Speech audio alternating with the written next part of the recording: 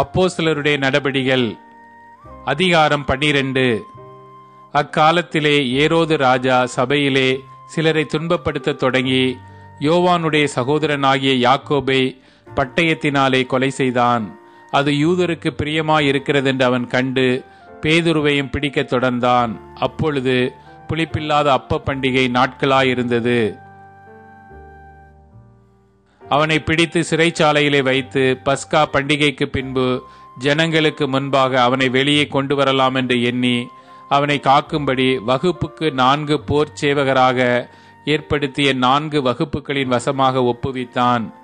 அப்படியே பேதுரு சிறைச்சாலையிலே காக்கப்பட்டிருக்கையில் சபையார் அவனுக்காக தேவனை நோக்கி ஊக்கத்தோടെ ஜெபம் பண்ணினார்கள். ஏரோது அவனை வெளியே கொண்டு வரும்படி குறித்திருந்த நாளுக்கு முந்தின நாள் ராத்திரியிலே பேதுரு 2 சங்கிலிகளினாலே கட்டப்பட்டு 2 சேவகர் நடுவே நித்திரை பண்ணி கொண்டிருந்தான். காவற்காரரும் கதவுக்கு முன்னிருந்து சிறைச்சாலையை காத்து கொண்டிருந்தார்கள். அப்பொழுது கர்த்தருடைய தூதன் அங்கே வந்து நின்றான். அறையிலே வெளிச்சம் பிரகாசித்தது. அவன் பேதுருவை விலாவிலே தட்டி சீக்கிரமாய் எழுந்திரு என்று அவனை எழுப்பினான். அவனுடைய சங்கிலிகள் அவன் கைகளில் இருந்து விழுந்தது. தூதன் அவனை நோக்கி, உன் அறையை கட்டி உன் பாத ரட்சைகளை தொடுத்துக்கொள் என்றான். அவன் அந்தப்படியே செய்தான். தூதன் பின்னும் அவனை நோக்கி, உன் வஸ்திரத்தை போர்த்து கொண்டு என் பின்னே வா என்றான். அந்தப்படியே அவன் புறப்பட்டு அவனுக்கு பின் சென்று தூதனால் செய்யப்பட்டது மெய்யென்று அறியாமல் தான் ஒரு தரிசனம் காண்கிறதாக நினைத்தான். அவர்கள் 1ஆம் காவலையும் 2ஆம் காவலையும் கடந்து நகரத்திற்கு போகிற இருப்பு கதவண்டையிலே வந்தபோது அது தானாய் அவர்களுக்கு திறவுண்டது. அதன் வழியாய் அவர்கள் புறப்பட்டு ஒரு வீதி நெடுக நடந்து போனார்கள். உடனே தூதன் அவனை விட்டு போய்விட்டான். பேதுருவுக்கு தெளிவு வந்தபோது ஏரோதின் கைக்கும் யூத ஜனங்களின் எண்ணங்களுக்கும் என்னை விடுதலையாக்கும்படிக்கு கர்த்தர் தம்முடைய தூதனை அனுப்பினார் என்று நான் இப்பொழுது மெய்யாய் அறிந்திருக்கிறேன் என்றான். அவன் இப்படி நிச்சயித்து கொண்டு மார்க்கு என்னும் பேர் கொண்ட யோவானுடைய தாயாகிய மரியாள் வீட்டுக்கு வந்தான்.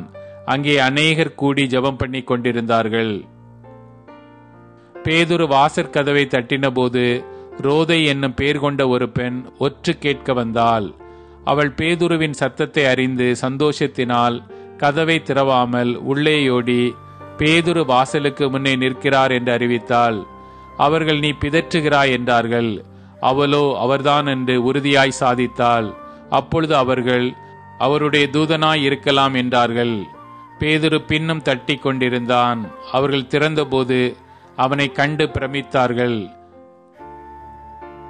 அவர்கள் பேசாமல் இருக்கும்படி அவன் கையமர்த்தி கர்த்தர் தன்னை காவலில் இருந்து விடுதலையாக்கின விதத்தை அவர்களுக்கு விவரித்து, இந்த செய்தியை யாக்கோபுக்கும் சகோதரருக்கும் அறிவியுங்கள் என்று சொல்லி புறப்பட்டு வேறொரு இடத்திற்கு போனான். பொழுது விடிந்த பின்பு பேதுருவை குறித்து சேவகருக்குள்ளே உண்டான கலக்கம் கொஞ்சமல்ல.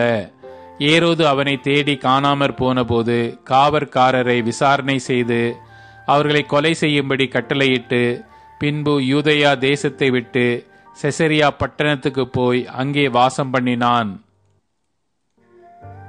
அக்காலத்திலே ஏரோது தீரியர் மேலும் சீதோனியர் பேரிலும் மிகவும் கோபமாயிருந்தான்.